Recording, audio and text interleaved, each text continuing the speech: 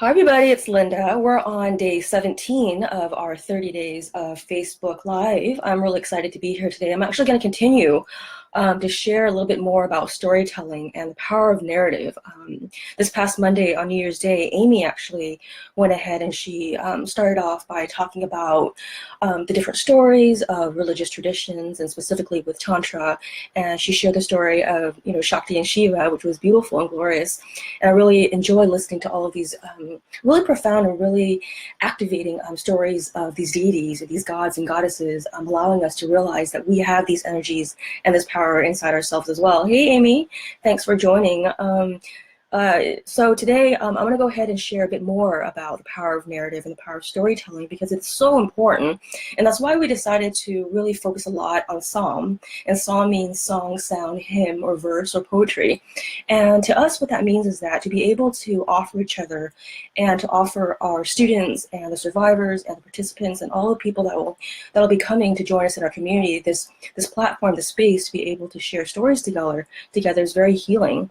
And it's what a beautiful human connecting experience that we sit around the fire and the bonfire and we share stories to our grandchildren, to our children, and we talk about where we've been, where we're coming from, and where we're going to.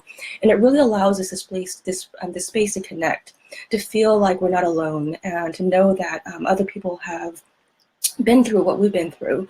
And I remember during the times when I was feeling alone or lonely, or those dark nights where I couldn't sleep back in the day, I would always go online and I would go and I'd read these different blogs and stories, and I'd look up quotes a lot, and I go, oh, okay, a long time ago this person felt this way, and they're sharing the story so honestly and so boldly that I don't feel so disconnected. I feel like I'm a part of this human experience that is both pleasurable, wonderful, but also sometimes really scary and really frightening.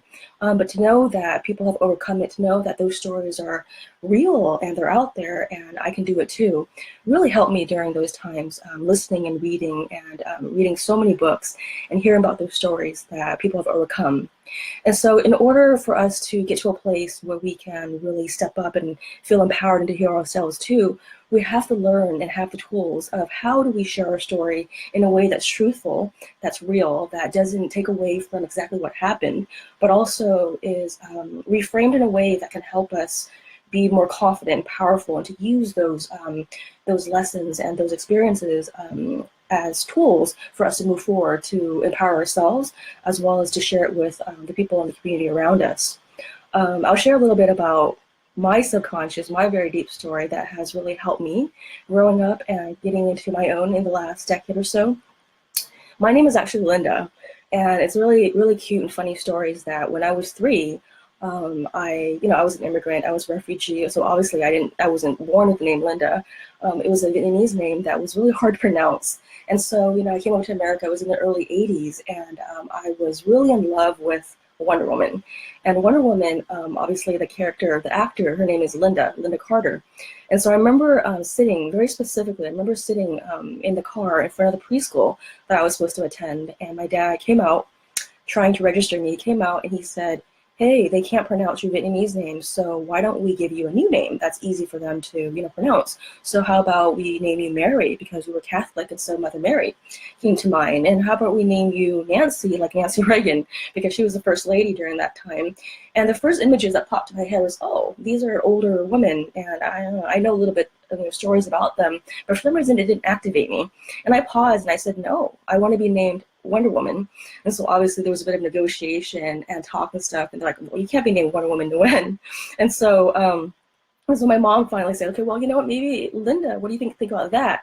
So long story short, I decided, I agreed that my name would be Lynda. And so Lynda spelled with a Y, like Lynda Carter. But that story is really potent and really powerful, is because every time I would think about myself, and we think about, go through really hardships and stuff, I would have this really strange connection to this superhero, this idol that I had growing up. Because when I was young, I would always watch her shows, her series, and I'd go out there and I'd spin on, in a circle, and I'd flip and get all really crazy and stuff. And, whereas before I'd sit in my room, but every time the show would come on, my mom would call me out and I'd go out there and I'd spin. So something happened along the way with those stories, with that kind of like connection to Wonder Woman, that every time I get into a hard spot, I'm like, well, shit, I'm Wonder Woman. And it's really hilarious. It's really funny because it's the same thing as, connecting to these like these goddesses and these deities, and to, the religious figures in the Bible. And so Mother Mary, she conveys a certain kind of energy. She's sweet, she's compassionate, she's pure. And, Mother Teresa has a different kind of energy. Or, when we listen to like stories of the Bible, all these different kinds of feminine or masculine, there's a different kind of activation that comes through us when we connect to that kind of energy. And that's why we have images of these deities and these goddesses or these gods on our altar. Is not because of anything more than the fact that they make us realize that we too have that power inside us, that we can connect to that. And, I don't know what you believe in or whatnot, but I truly believe that it's a metaphor, it's an analogy, it's a way for us to know that we have all of these powers inside of us. And oftentimes they're just stories, they're made up stories, but they represent something that even we as humans can connect to. And then we go out there and we can play that role, we can be that superhero, we can be that powerful mother, or that leader, or that friend, or that loyal wife or spouse, or lover, or mother, or father that we know that we can be. And to be able to see that in somebody else, and to see that story, like I said earlier, it's like you can't be what you can't see.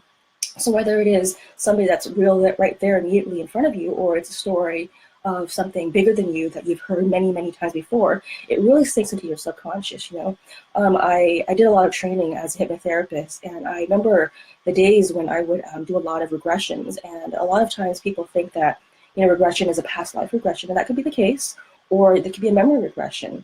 And so, when I do a memory regression or a past life regression, whatever you believe in, I take people to these theta states, and they start, they got conjuring up, and they start bringing up these archetypes, these stories of, these places and these peoples and these kinds of like, roles that they once played. And whether it's a dream, or whether it's, stories that they've heard throughout their lives, or movies that they've seen, or songs that they've heard, or maybe it was a past life that they've lived, a reincarnation, or another lifetime that they've experienced. Whatever it is that you believe, it's okay. But nevertheless, what happens in those states is that these things come up. And why do they come up? And why is it in our subconscious? And what do we do with it? And how do we use it to move us forward into, to realize and to create the life that we want in this here and now? And so whenever I see my clients go through these experiences with like, well, in a past life, I was a king, I was an emperor, I was a priestess, I was Cleopatra, whatever it was that they thought they were, I'm like, that's you. Those energies are inside of you, and you too can bring it out and to help you live a more powerful life right here and now in this lifetime, right? Or if, those experiences or those stories come up and they realize, oh, I was struggling, or, oh, there's this blockage, I felt like I was repressed, or I felt like I was shamed, or I was judged, or I was hung.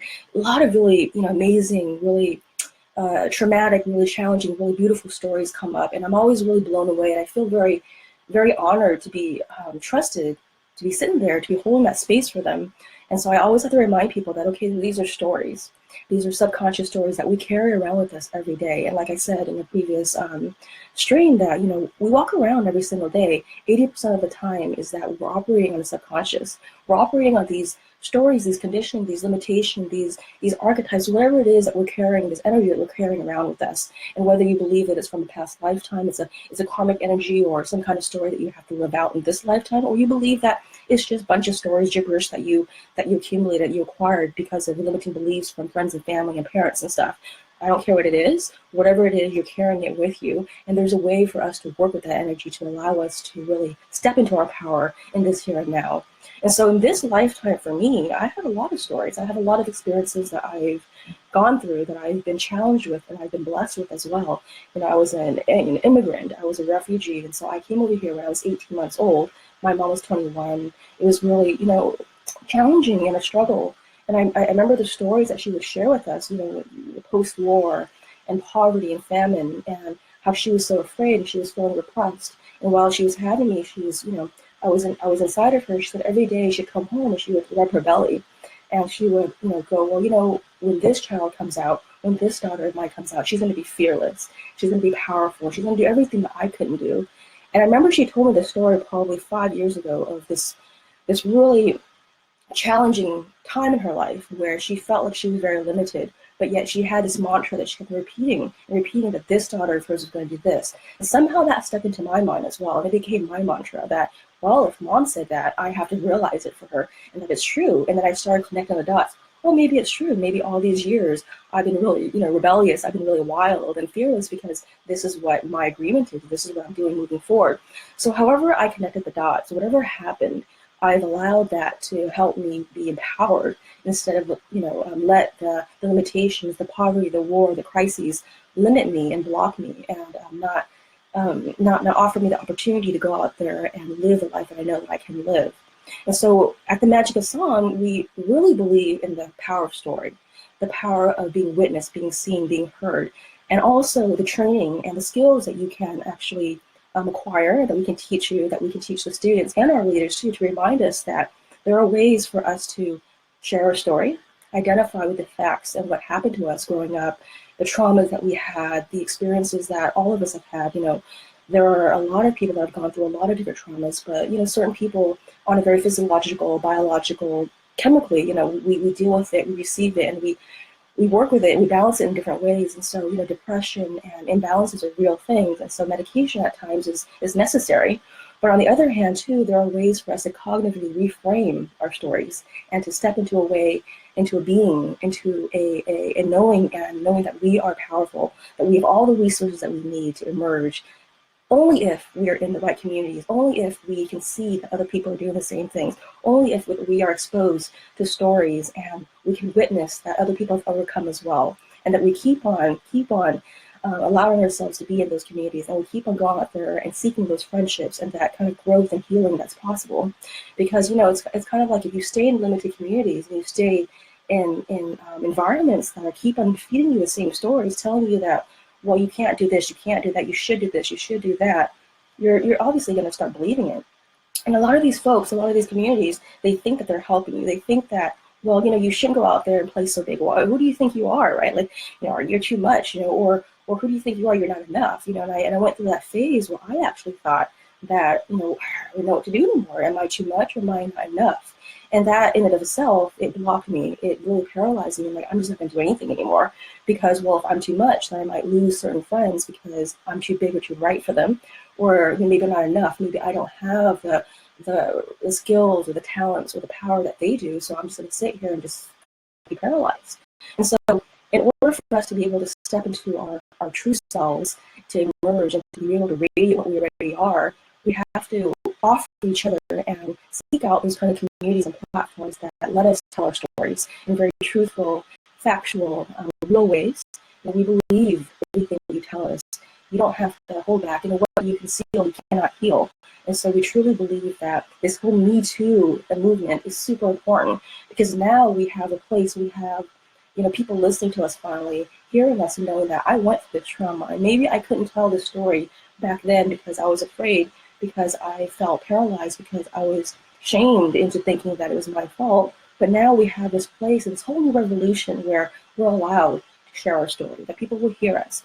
And so at the Magic of Song, our team and all the women that are part of this collective, we're so connected in a way. It's like a sisterhood. So we allow each other, and therefore we're creating a platform that will allow all of our students and all of the community that comes to us to share their stories in empowering ways, to give them the tools, to show them how to do it, to help them to reframe and to release the negative thoughts, to be able to go, okay, well, I'm not sure why, but I'm walking around with this subconscious narrative that, because mom and dad didn't graduate from college, or because I was raised in this neighborhood and I, didn't have this kind of money growing up, because I feel like I have to be, a certain profession because everyone in my family is a doctor. Do you notice that though? Do you notice that how it's so kind of interesting, right? Because I don't think that anybody's more intelligent than anybody else. I personally feel that all these children, all these students, all these people out there, we all have the capacity, we all have the resources, but we just need the right training, the right mentorship to be able to get to where we're going or where we want to go. And where we want to go and where we're going really depends on the stories that we're told. And so it's really interesting because if you think about it, I have a lot of colleagues and friends where it's like, well, mom and dad and uncle and aunt or whatever, everybody's a doctor, everybody's a physician. So all of a sudden, strangely, easily and effortlessly, they become the same. or everybody's a lawyer, and then all of a sudden then the whole crew becomes a lawyer, or everybody went into the entertainment industry, and so effortlessly and easily everybody starts becoming actors and actresses. Whereas these other folks out there where they never really had that opportunity, that exposure, it's so hard, it's such a struggle, it's such difficulty because they've never seen that model, they've never seen that narrative played out, and also the connections aren't as easily accessible for them. And although I believe that connections and networks are important, I truly believe that what's even more powerful and more important is the narrative and the ability to see the end line, the finish line, where you want to go. You know, when there was this study that actually they dealt with like 3 different groups, and one group was a basketball group that stayed at home, didn't practice, but just kept on visualizing themselves throwing the hoops. They visualized it and they visualized it, but every time they threw the hoops, in their mind, of course, they always made it, right? And so there's another group of basketball players that just stayed at home and did nothing, just chilled, didn't do anything, didn't visualize, didn't meditate, didn't do anything. And then there's a third group that actually went out there and practiced every day. And so you would think that, okay, well, common sense is that the group that went out there and practiced every day would probably end up being the winning group. But actually that wasn't the case. The group that actually ended up winning was the one that was staying at home, meditating, and envisioning themselves making the hoops. So if you think about that study, you can imagine that if from day one, and I'm born, and my parents tell me that you're going to grow up and you're going to be a royalty, you're going to be the next, the next prince or the next princess, or you're going to be leading a country, you're going to be the chief or whatever, you just step into it. You just allow yourself to emerge. You just become all that you know that you are supposed to be. And so if you're told from a young age that this is what you are and these are your limitations, obviously you grow up and you have a lot more struggles and a lot more blocks to break through. And a lot of people do break through it, but it takes a lot of courage, a lot of bravery, a lot of willingness to go out there and seek out new communities and new ways of thinking and new ways of releasing very negative feelings and thoughts and narratives that only hold you back. And also being able to do a conscious work of going, what are the stories and what is the broken record that I'm telling myself every day? So just because I went on stage when I was in the 5th grade and I didn't do such a great job and people were laughing at me, am I carrying that energy of that fear, of that shame with me? And so now that it's an opportunity for me to go on there and speak on stage, I feel blocked. I feel like I can't.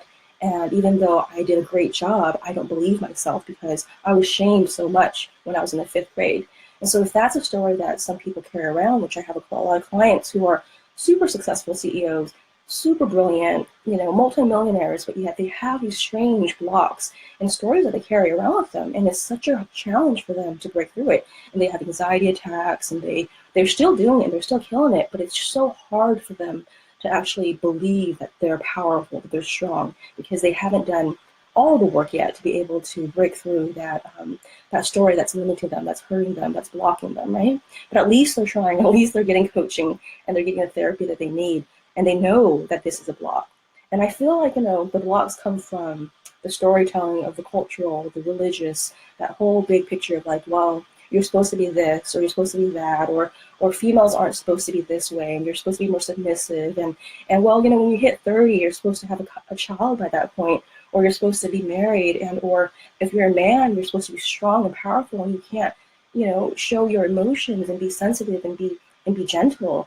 And part of our curriculum, we teach our children and our students, reminding ourselves too. I always say that we always remind ourselves as well, because we're always a work in progress. Is that sex and gender and cultural biases and beliefs, it's a real thing. And so, just because somebody's born as a male or somebody's born as a female doesn't mean that they identified as certain gender, specifications. Like I have a lot of masculine in me too, and I have a lot of feminine in me. And there are moments when I want to be more masculine. I want to get stuff done. I want to really hold the space, and I can do it really well.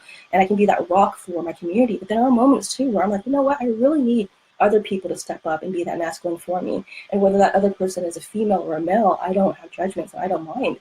I just want that energy to be there to support me. And so, gender is all about identification to that energy, to that expression, or that like feminine energy is a lot more softer, a lot more flowing. And so a lot of people identify to that more all the time during their waking hours.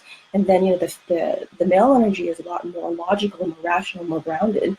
And so to be able to balance those energies, to know that we can be all, and we don't have to be anything, is the power that we have to be able to change and shift and reframe our stories whenever we want, whenever we need, and to have that skill so that that can become our default, so that we can like connect to our breath and mindfully know that, well, I'm everything and I don't have to be anything at all. And that's my story, is that I'm a hot mess one day, and the next day I'm powerful, I'm the goddess, I'm the king, whatever it is that you want to be.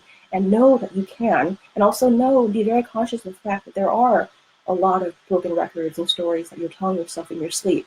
So before you go to sleep every night, I would recommend that during sleep time, that's like 8 or 7 or 6 hours of meditation, of you being in that state where you're just healing and telling yourself these stories. And when you wake up, they actually say that people who actually master the art of lucid dreaming are less depressed. And lucid dreaming is the ability to know that you are dreaming when you're dreaming, to know that this is just a story, an illusion, and to be able to step in and go, I'm going to jump off that cliff and I'm going to fly, or I'm going to go out there and experience whatever it is I want to experience, and I know that it's a dream.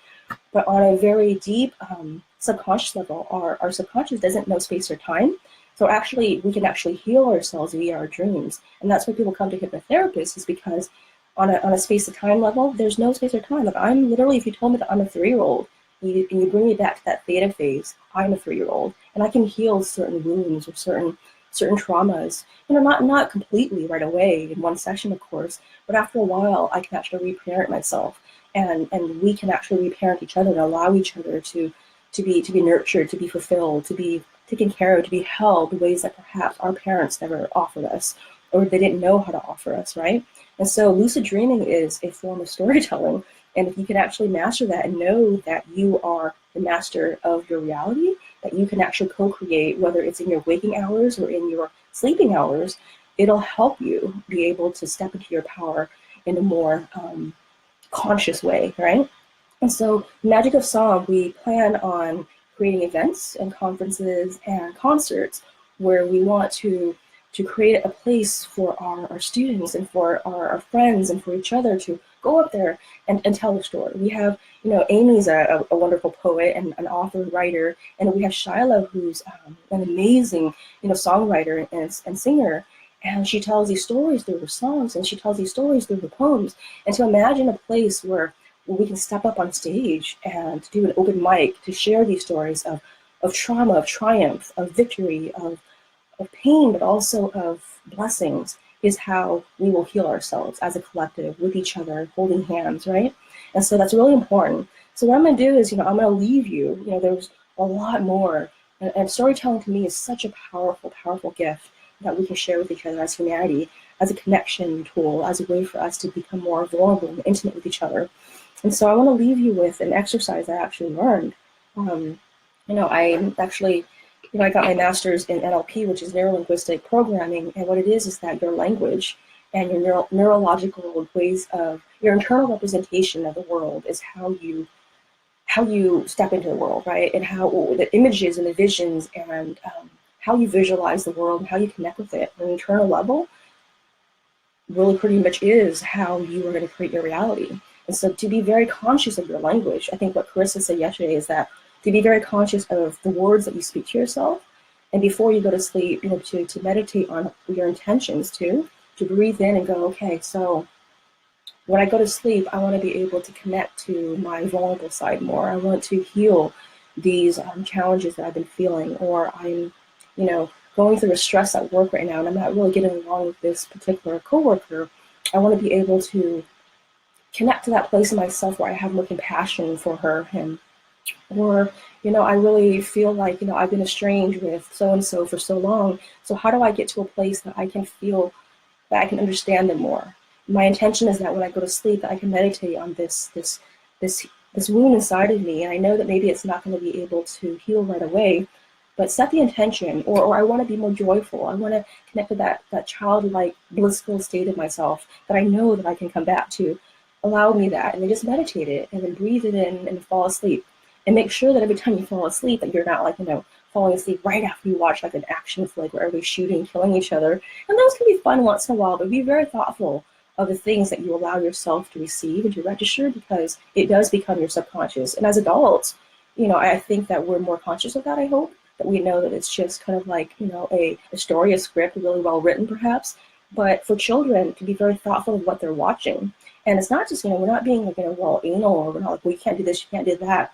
But it's really important to expose them to information, to let them know that reality, this is real, and there are these dangers out there, but also to remind them that, there's another way of showing up in the world. There's another way of being in the world, and then also offer them those movies, those books, and those talks, and those speeches, and those people, and those stories that can tell them that, okay, well, this is how certain parts of the world are, and this is how you can be too, or this is how you can show up to serve and to help humanity and to help counteract those negatives, right?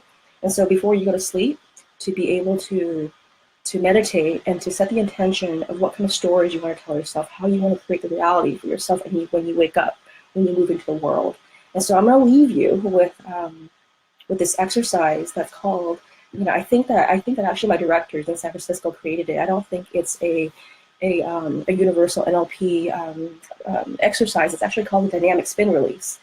And the Sufis back in the day, they used to do this thing, it's whirling, spinning, kind of like trance-like experience where they come together and they just like kind of spin, and they spin, and during my Kundalini training, we used to do like these flexes, and we'd move our hips, right? We would gyrate a little bit, we'd move.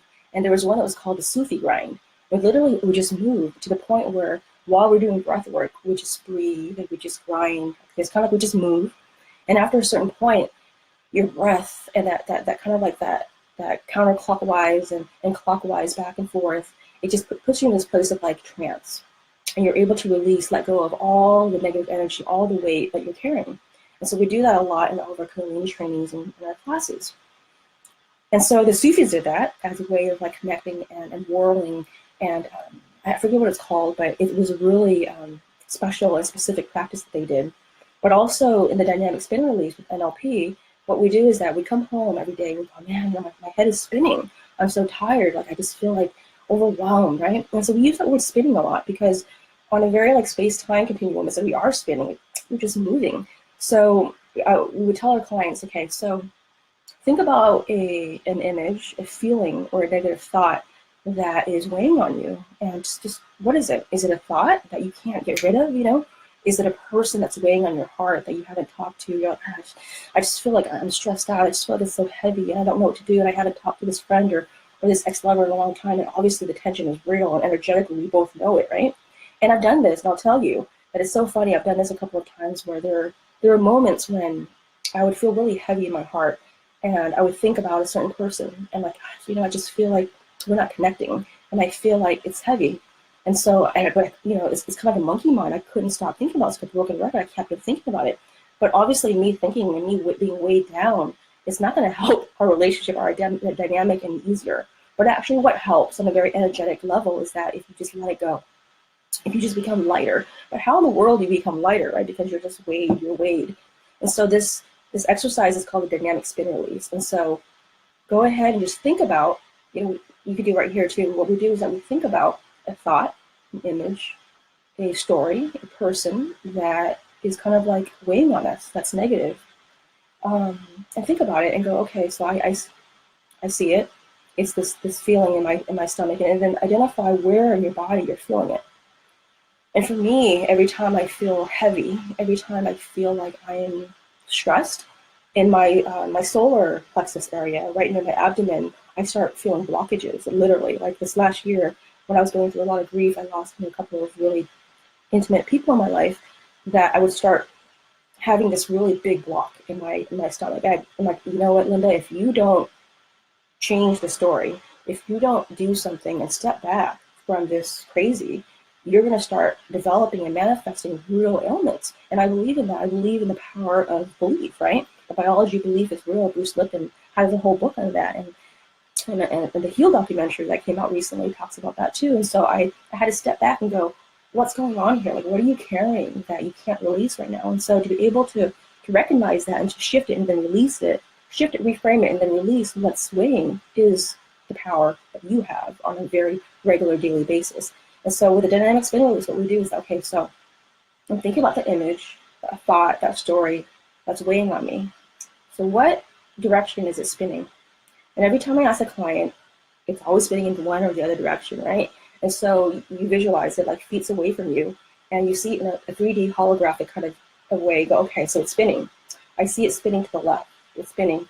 And so what we tell our clients, and this is an exercise that you can do for yourself too, while you're laying there, just like chilling, you're like, oh, I just can't stop thinking about this negative thought. Just notice, it being feet away from you, how it's spinning. If it's spinning to the left, just watch it. Watch it spin to the left and then spin it to the right. And just spin it, spin it, spin it, spin it, and then just watch it spin. And then watch it just explode.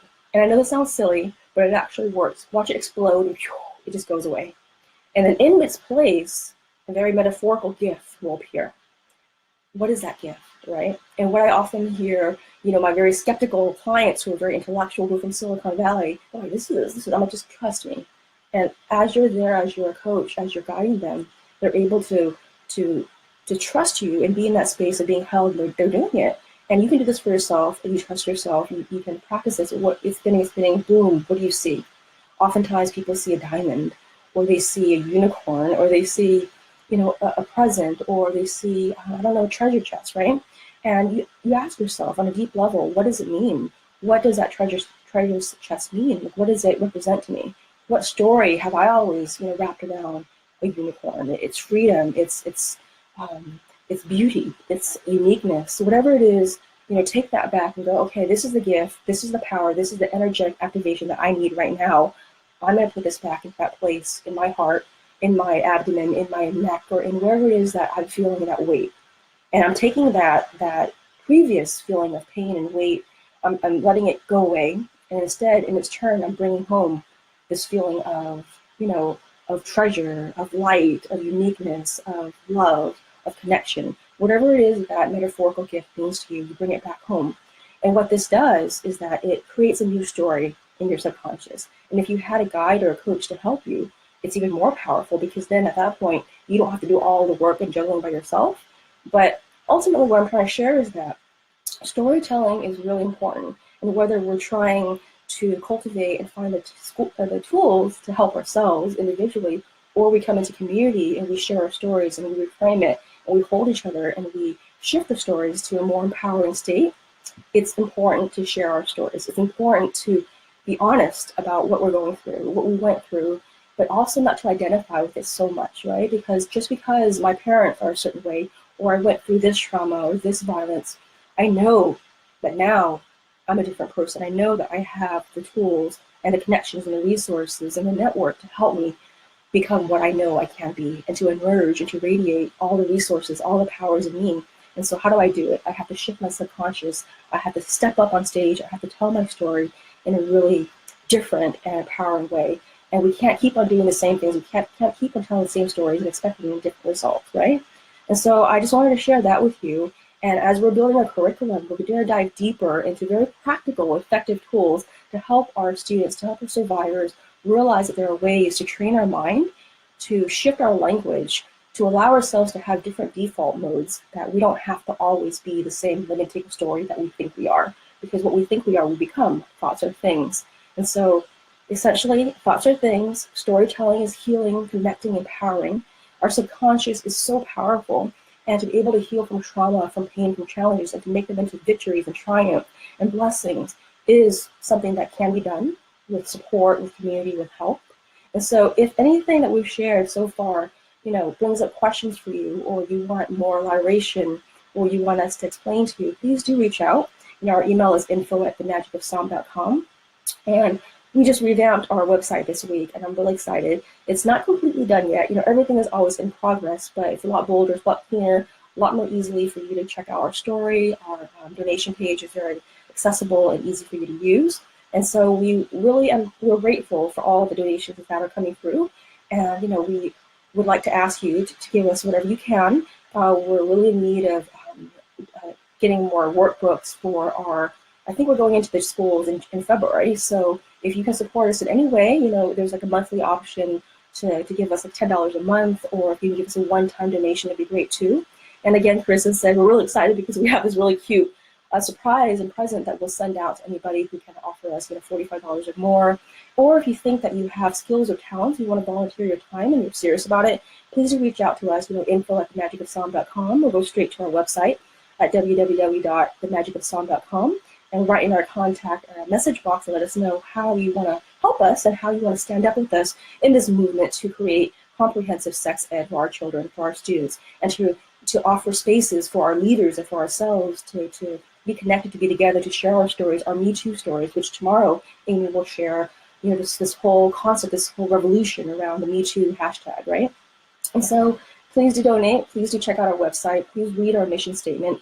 And again, just to end, really be conscious of the intentions that you set every day, the stories that you tell yourself before you go to bed, when you wake up in the morning, the way that you speak to your friends and family, to yourself.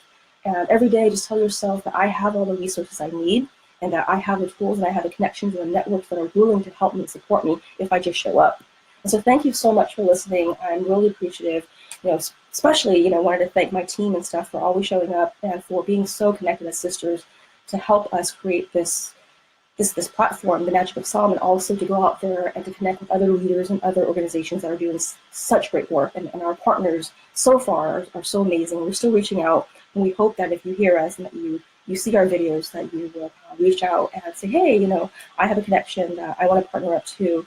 We're big on collaboration, and we're here, and we're humble. We're willing to receive whatever you can offer us, wisdom, thoughts, feedback, or tips.